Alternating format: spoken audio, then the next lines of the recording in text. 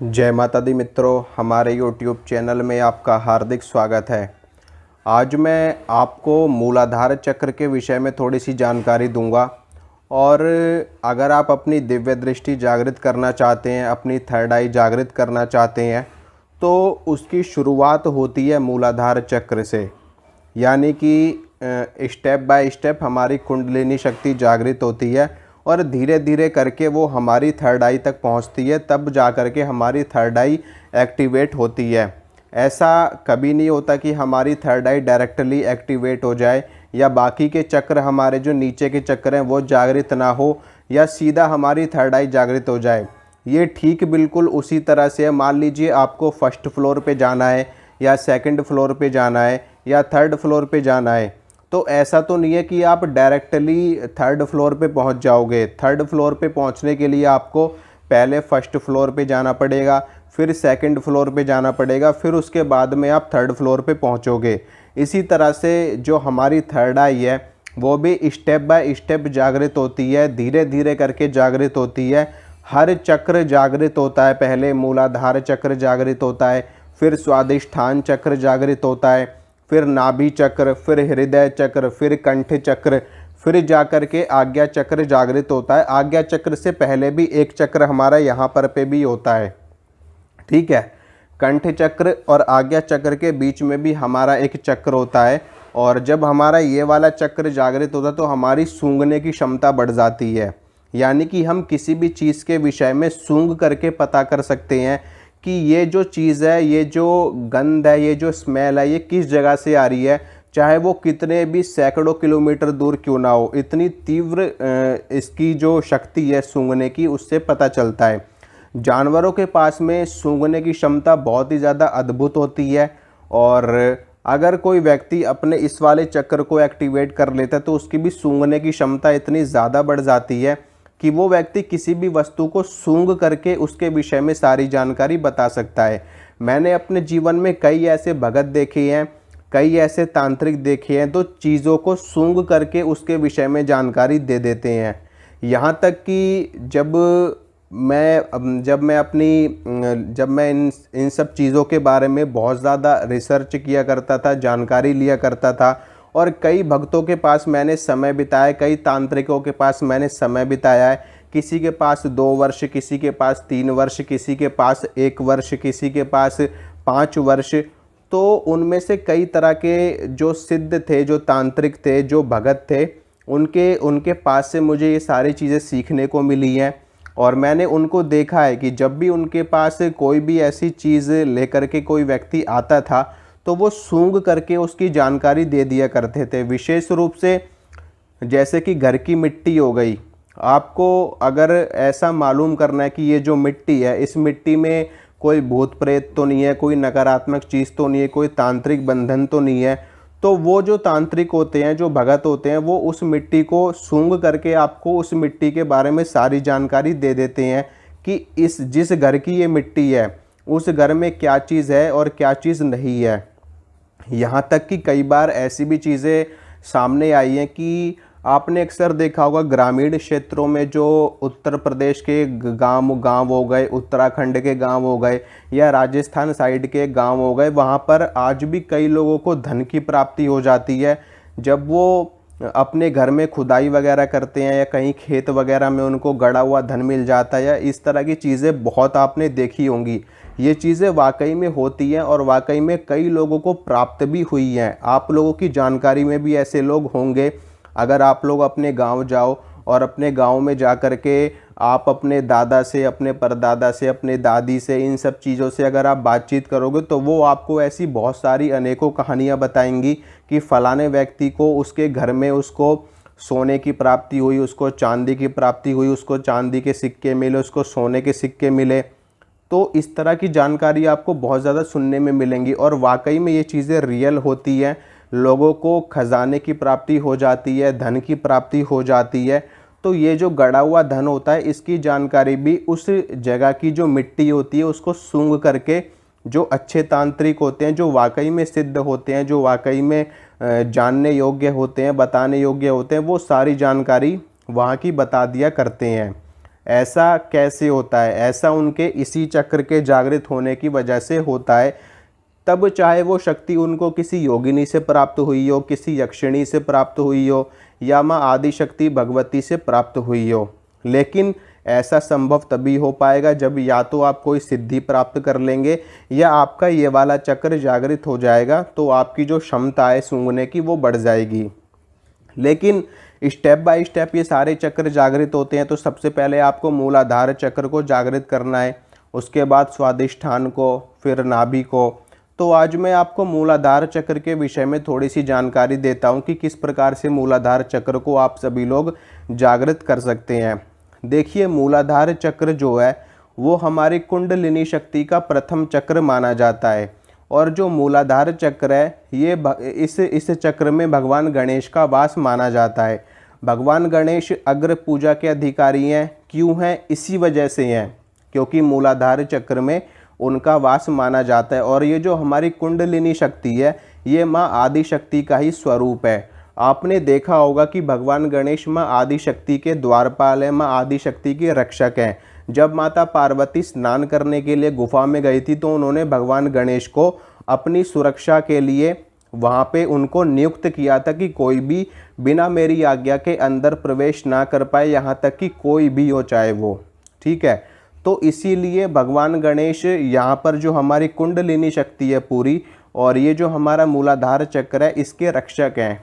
यानी कि सर्वप्रथम भगवान गणेश को ही आपको साधना पड़ता है अपनी साधना में। इसीलिए कहा जाता है तंत्र साधना में कि सर्वप्रथम भगवान गणेश के मंत्र की माला करिए आप, या भगवान गणेश का मानसिक पूजन करिए, या भगवान गणेश के स्तोत्रों का पाठ करिए, या भगवान गणेश की चालीसा पढ़िए। इसीलिए मैं भी आपको गणेश जी की स्तुति करने के लिए कहता हूँ, क्योंकि उनकी किए बिना आप आगे नहीं बढ़ पाएंगे। ठीक है, ये यात्रा है हमारी मूलाधार चक्र से लेकर के सहस्त्रदल कमल तक। ये हमारी कुंडलिनी शक्ति की यात्रा है जिसको पार करने में ही हमें वर्षों का समय लग जाता है, कई बार तो पूरा पूरा जीवन भी लग जाता है। तो मूलाधार चक्र में भगवान गणेश का वास होता है। इसके साथ में श्री हनुमान जी महाराज का वास भी मूलाधार चक्र में माना जाता है। और आपने देखा होगा कि हनुमान जी की जो मूर्ति होती है वो कई बार सिंदूरिया रंग की आपने देखी होगी, अपने आसपास में मंदिरों में भी आपने देखी होगी। सिंदूरिया रंग की हनुमान जी की मूर्ति होती है। वो क्यों होती है? वो इसी वजह से होती है क्योंकि हनुमान जी का रंग भी सिंदूरिया रंग का होता है और हमारे मूलाधार चक्र का रंग भी वैसा ही होता है। भगवान गणेश की भी सिंदूरिया रंग की मूर्ति होती है, तो उनका भी इसी वजह से होता है क्योंकि मूलाधार चक्र के स्वामी हैं ये दोनों। और भगवान गणेश और भगवान हनुमान ये दोनों ही माँ आदि शक्ति के रक्षक हैं, माँ आदि शक्ति के द्वारपाल हैं, माँ आदि शक्ति के सेवक हैं।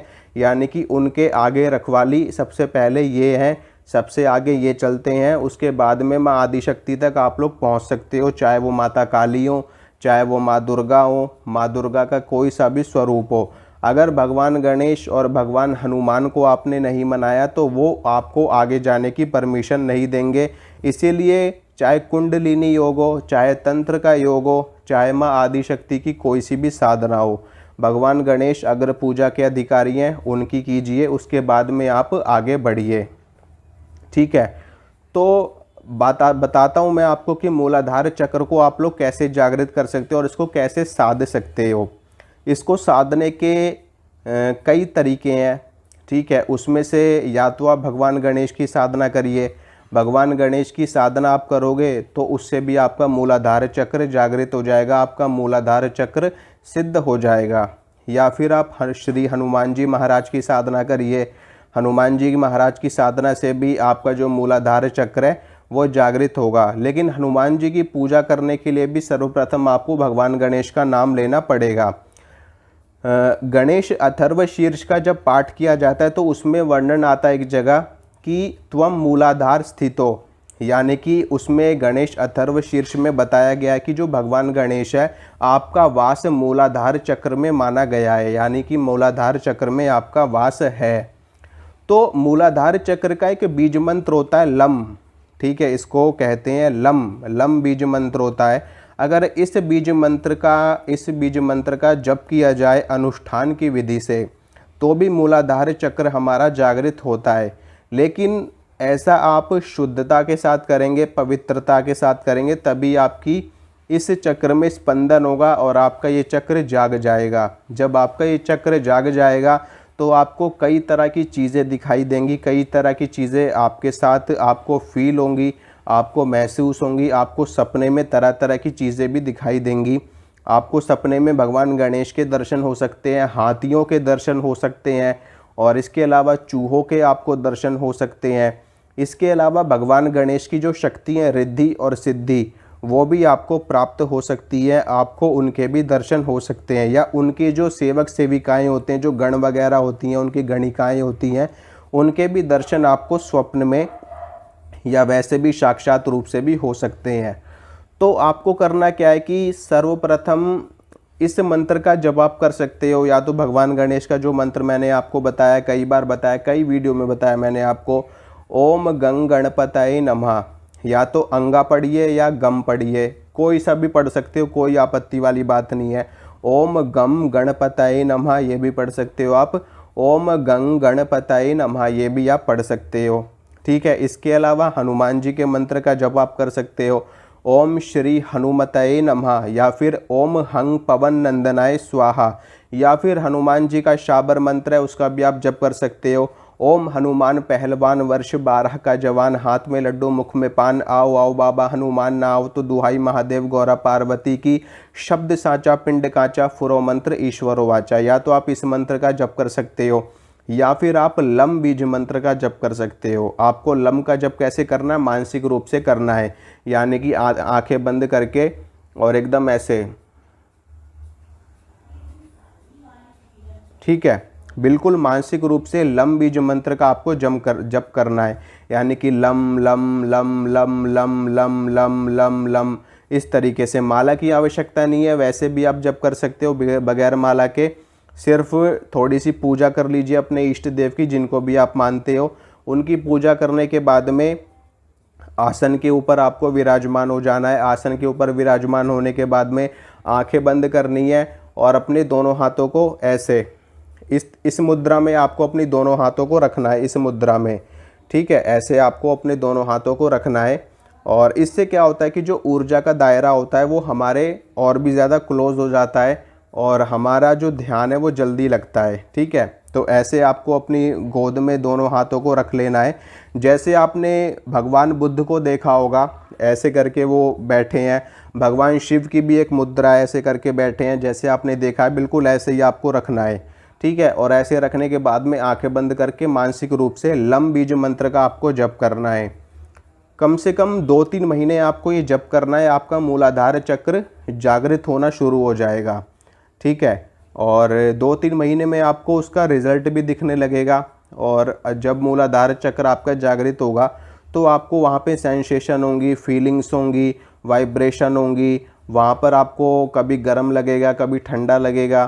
कुंडलिनी शक्ति, आपको कभी सांप भी दिखाई देगा, जैसे कोई सांप वहाँ पे, मतलब जैसे कोई सांप वहाँ पे अपनी लहर सी मार रहा हो, ऐसा भी कुछ आपको महसूस हो सकता है। ठीक है, इसके अलावा साथ में इष्ट देव की पूजा आपको कंटिन्यू करते रहना है। तो होगा क्या कि जब कुछ महीनों तक आप इस बीज मंत्र का जाप करेंगे तो कम से कम जब ये बीज मंत्र हमारा 40-50 लाख के आसपास पहुंच जाता है, इस बीज मंत्र का जब जो मैंने आपको लम बताया है, इसका जब 40-50 लाख के आसपास जप हो जाता है तो मूलाधार चक्र आपका कम से कम 50-70% तक एक्टिवेट हो जाता है 50 लाख जप पे। और अगर आपने इसका 1 करोड़ जप कर लिया पूरा, यानी कि 1 करोड़ जप आपने लम बीज मंत्र का पूरा कर लिया, तो आपका मूलाधार चक्र जागृत हो जाएगा, पूरी तरीके से जागृत हो जाएगा। फिर उसके बाद में आपको इस चक्र की जो सिद्धियां हैं, इस चक्र की जो डाकिनी शाकिनी है, इस चक्र की, उनकी सिद्धि प्राप्त हो जाएगी और भगवान गणेश की भी सिद्धि आपको प्राप्त हो जाएगी।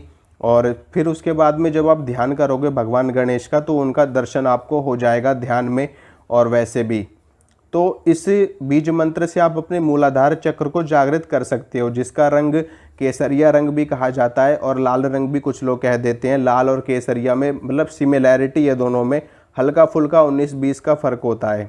ठीक है, तो ये आपको जप करना है, लेकिन इसमें आपको थोड़ी सी चीज़ें सात्विक भी रखनी है। ठीक है, अपने आप को आपको सात्विक रखना है। आपको कोई भी तामसिक चीज़ें इस्तेमाल नहीं करनी, जैसे कि मैं आपको बताता हूँ कि अंडा, मीट, शराब, ये सारी चीज़ें आपको नहीं खानी पीनी है। हाँ, प्याज लहसुन आप खा सकते हो, लेकिन अगर आप इस मंत्र का अनुष्ठान के रूप में जप करोगे तो और भी ज़्यादा आपके लिए श्रेष्ठ होगा। तो आपकी जो एक कुंडलिनी शक्ति है जागृत होगी। इसके बाद में कल मैं आपको स्वादिष्ठान चक्र के बारे में बताऊंगा, उसका जप आपको कैसे करना है। इसके अलावा आप जो भगवान गणेश की साधना है वो भी अगर आप करोगे, 1.25 लाख मंत्र कर लो या 5 लाख मंत्र कर लो या 11 लाख मंत्र कर लो भगवान गणेश के, ओम गंग गणपतये नमः, ये वाला अगर आप इसका भी 11 लाख या 5 लाख जप कर लेते हो तो इससे भी आपका मूलाधार चक्र जागृत हो जाएगा। ठीक है, या फिर हनुमान जी की आप साधना कर लो तो उससे भी आपका ये जागृत हो जाएगा। उसके बाद में फिर कुंडलिनी शक्ति की आगे की यात्रा सरल हो जाएगी आपके लिए। फिर आप माँ भगवती की डायरेक्ट साधना करके निवारण मंत्र का जप करके आप अपनी कुंडलिनी शक्ति को तीव्रता के साथ जागृत कर सकते हो। तो आगे की जानकारी आपको कल दूंगा। ठीक है मित्रों, वीडियो को लाइक कर दो, वीडियो को शेयर कर दो, चैनल को कर दो सब्सक्राइब। मिलूंगा आपसे अगली वीडियो में। जय माता दी।